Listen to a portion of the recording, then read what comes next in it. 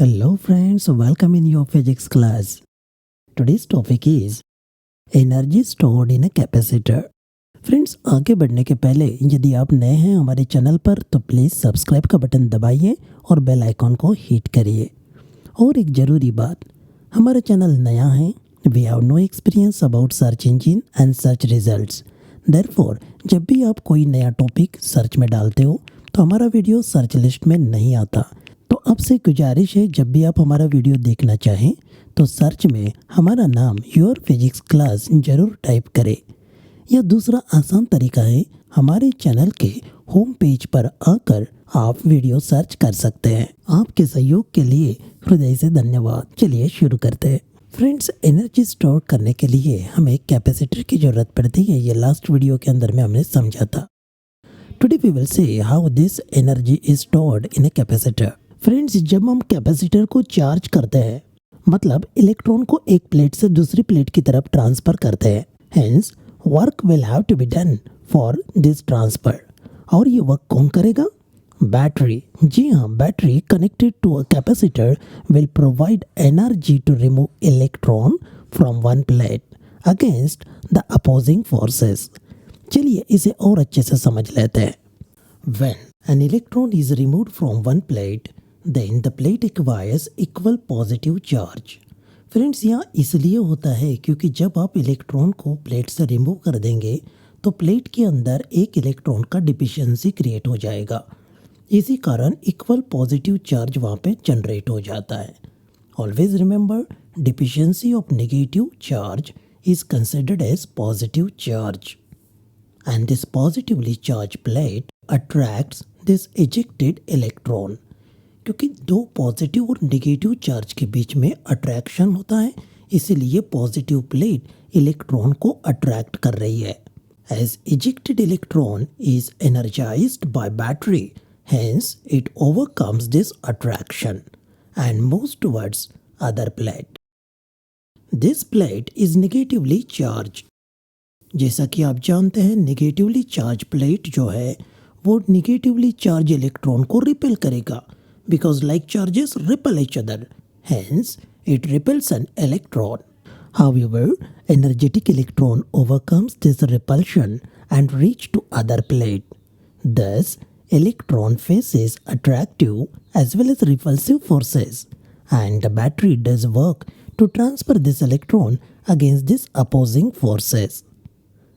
As charges on the plate increases, opposition also increases. This energy is stored in the form of electrostatic energy in the electric field between the two plates, जो हम जब चाहे recover कर सकते हैं by discharging the capacitor. Let us now learn the derivation of formula for energy stored in a capacitor. Consider a capacitor of capacitance C being charged by DC source of V volt as shown on your screen. Friends, जो circuit आप अभी screen पर देख रहे हैं वो एक simple circuit है comprising capacitor and DC battery. During the process of charging, let small q be the charge on capacitor and V be the potential difference between the plates. Hence, by definition of capacitance, we may write C equals Q divided by V। तो friends, पिछले video के अंदर में आपने ये देखा हुआ है कि कैपेसिटेंस ऑफ अ कैपेसिटर को हम इस तरह से डिफाइन कर सकते हैं। अगर आपने वो वीडियो नहीं देखा तो डिस्क्रिप्शन बॉक्स में उसका लिंक गिवन है, आप वहाँ से उसको देख सकते हैं। ओके, तो ये हो गया हमारा कैपेसिटेंस। अभी अगर हमें कोई भी चार्ज इसके बाद में भी ट्रांसफ़र करना पड़ेगा तो वर्क तो करना ही पड़ेगा। फ्रेंड्स, जो चार्ज Q आपने यहाँ पर ट्रांसफ़र किया उसके लिए बैटरी ने वर्क किया, और भी एडिशनल चार्ज यदि आप उसके ऊपर डिपॉजिट करना चाहते हैं तो बैटरी को वर्क करना पड़ेगा। इसे समझने के लिए हम एक छोटा सा चार्ज dq लेते हैं। फ्रेंड, ऐसा क्यों ले रहे हैं? स्मॉल चार्ज dq क्यों ले रहे हैं जब हमें पता है कि टोटल चार्ज अगर हमारा कैपिटल Q है तो हम डायरेक्ट वर्क डन क्यों नहीं निकाल सकते? तो सुनिए, जैसे जैसे चार्ज चेंज हो जाएगा पोटेंशियल भी चेंज हो जाता है। अगर पोटेंशियल कांस्टेंट रहता तो हम डायरेक्ट फार्मूला यूज़ कर सकते थे, लेकिन ये ऐसा नहीं हो रहा, इसीलिए हमें यहाँ एक छोटा चार्ज dq कंसिडर करके वर्क निकालना पड़ेगा और फिर कैलकुलस की मेथड से टोटल वर्क डन निकाल सकते हैं। तो चलिए सेम मेथड कैलकुलस वाला यूज कर रहे हैं। Now work done to transfer small charge dq between the plate is dw equals electric potential difference between the plates, that is V times electric charge dq। Friends जो dq charge है ये extremely small charge है, इसके रखने या न रखने से पोटेंशियल पे कोई फ़र्क नहीं पड़ता। हम इस छोटे एडिशनल चार्ज dq को ट्रांसफ़र करने में हमारा पोटेंशियल डिफरेंस चेंज नहीं हो रहा। That is why we are using this equation.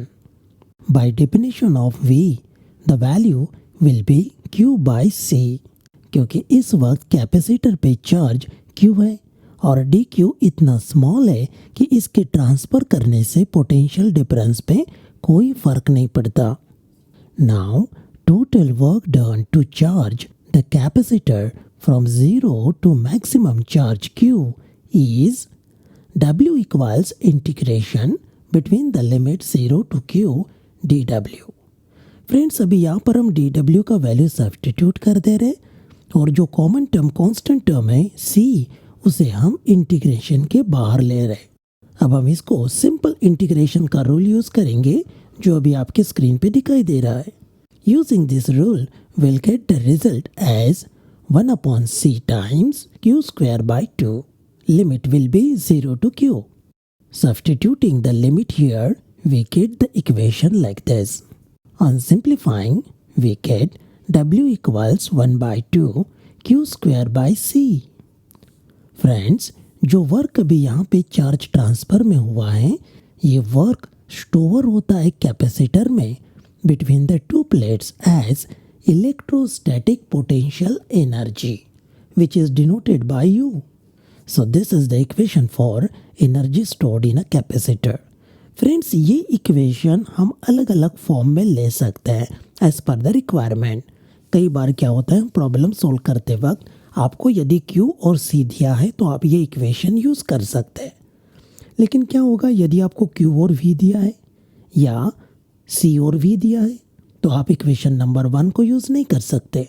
That is why we need to know some more forms of this equation. We know that C equals Q upon V. So, substituting this value in equation 1, we get U equals half QV. This is equation number 2 and this is the other form of equation number 1. Also, if you put Q is equal to CV in equation number 2, then we get U equals half CV square. This is equation number 3 and is another form of equation number 1. So equation 1, 2 and 3 are the different formulae for energy stored in a capacitor. उम्मीद है दोस्तों आपको ये विषय समझ में आ गया। पसंद आए तो लाइक ज़रूर करना और दोस्तों के साथ शेयर करना ना भूलें। फिर मिलेंगे नए वीडियो में। Bye bye.